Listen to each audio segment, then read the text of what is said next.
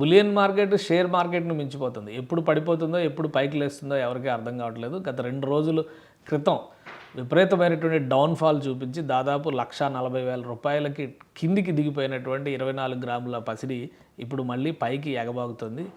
ఈ 2 రోజుల్లో జరిగినటువంటి పరిణామాలు 99.9% స్వచ్ఛతోన్నటువంటి 10 గ్రాముల బంగారం 3,300 రూపాయల పెరుగుదలతో మళ్ళీ ఇప్పుడు 1,50,800కి చేరుకుంది. ఇక వెండి ధర కూడా 5,000 రూపాయలు పెరిగింది, 2,45,000కి చేరింది. సో ఇప్పుడు ఉన్నటువంటి పరిస్థితుల్లో అంటే అంతర్జాతీయంగా ఔన్సు బంగారం ధర 1.4% పెరిగింది. అంటే $4,181కి చేరింది. యాక్చువల్గా 4,000 కంటే తక్కువకి లేదా $3,800లకు వచ్చే అవకాశం ఉందని చెప్పని అంచనాలు వేశారు.